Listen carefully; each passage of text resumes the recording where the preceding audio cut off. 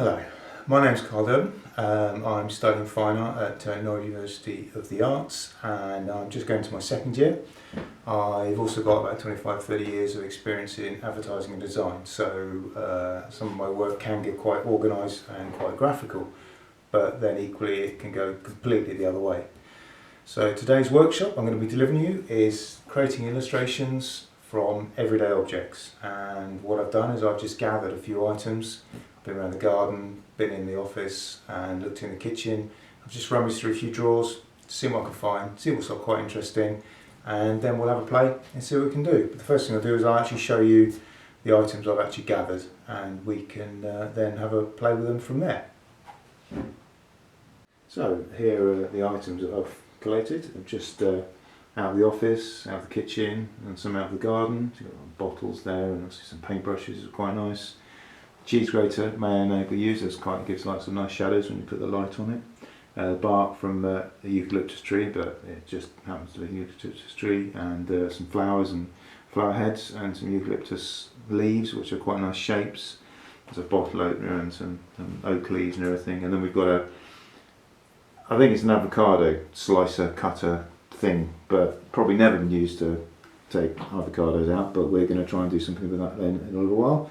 And then equally, what I believe is a pasta cutter shape thing. Again, probably never been used, but we'll have a go with that and see what we can do with it and see what shapes it makes.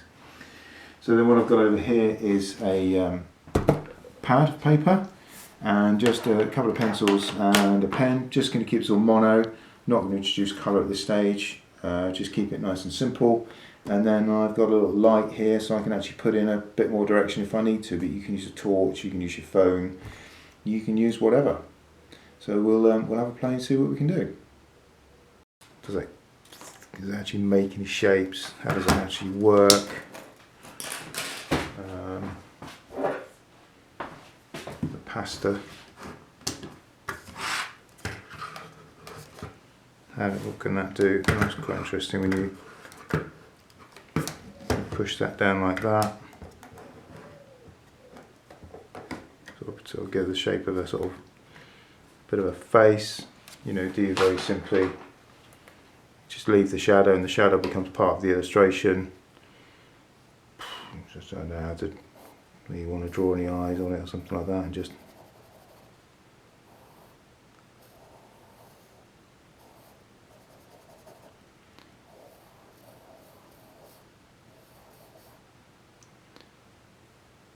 keep it as simple as that. Oops.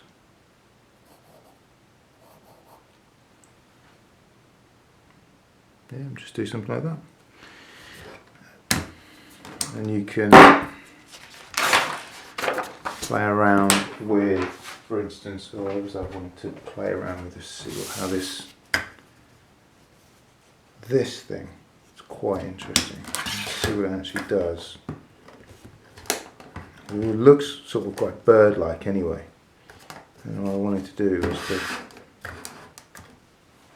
see if I can, when you get that little V in it, even can make it look quite an evil bird. So I'm just going to prop that up with a couple of things.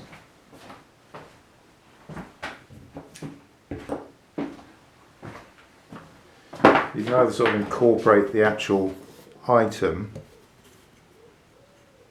or just use it to create the shadow, and the shadow becomes the actual illustration, as it were. It's what you're actually going to draw. That dictates your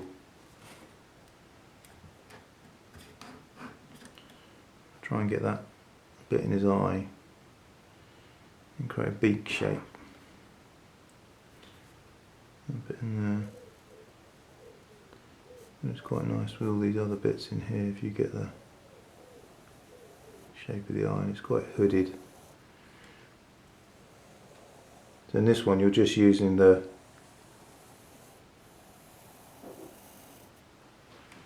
shape of the actual item. Particularly if you keep it still, it makes it a bit easier.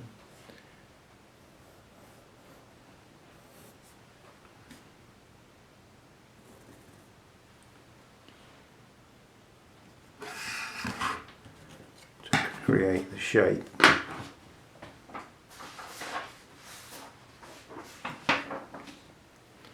and then you can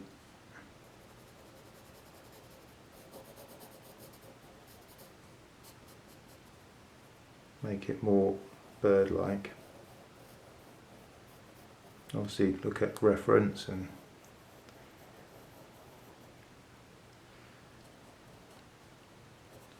maybe some feathers. I'm just making up, obviously.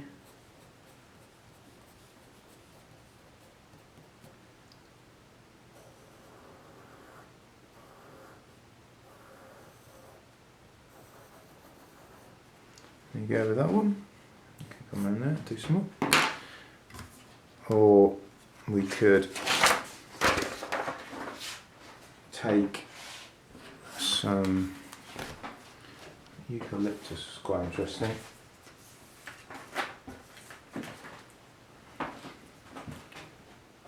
mean, it creates a shape. You don't necessarily use this light because it tends to create a bigger shadow, and quite like the fact in here I'm obviously lucky enough to have some nice directional light spotlights that give me, so you might want to use 2 or 3 different lights. What I can do is just take that, it needs to be slightly off the page, get it to just wobble around like that. That was quite interesting like that. Now, I mean, there's different ways of doing this. You could do it in pen, you could do it in a soft pencil. Where it overlaps is quite interesting. It's almost quite Order-Keeley design, really. I mean, you could then start introducing colours and say, okay, I'm going to have use 3 colours and actually use the basis for there, but it doesn't. It's quite a soft pencil, but I mean, I'm just doing it in grey at the moment just for see if it actually works. But then you can then use different grade pencils, or even paint straight onto it, or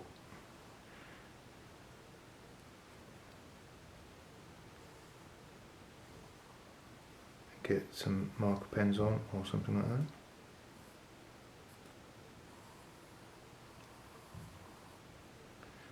There it goes in there. Move around the item. What's quite interesting here is you've got different shades, so you can use different weights. I mean, this is just going to be quite just a quick rough one just to see how it actually works. You've got a different grade in there, and you've got a lighter tone in there. Like I say, if they were different colours, you could use that as well.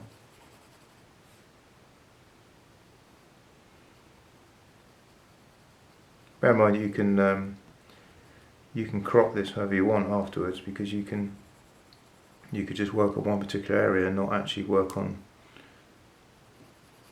the whole thing. Just see what interests you and see what you can actually get.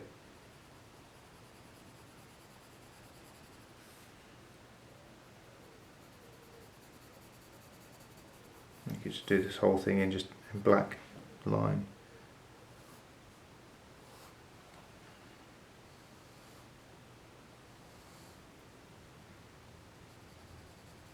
So in there. You got that shape there. But the thing with eucalyptus, it's just such lovely basic shapes. I mean, this is quite a young one, so it's quite easy. So if you get something with the leaves with more pattern in, there's more detail. But of course, this one's just very, very nice little ovals. So say that's just in a pencil, just very quickly in a pencil, and you can start playing around with that. So you get something like that. So the other thing you can do, you can play around with, say, some paintbrushes.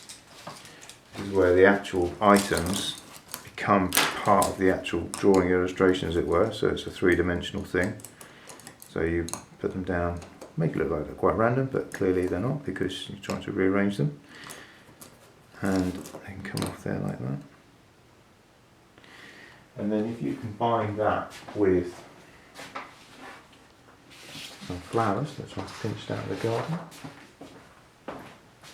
hopefully no one will notice, and you can start arranging them as if they're on the flowers.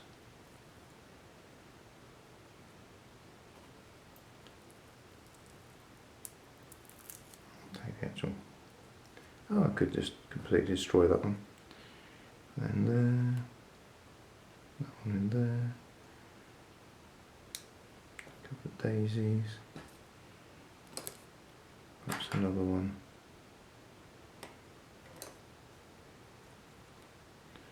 Going in there, move you out.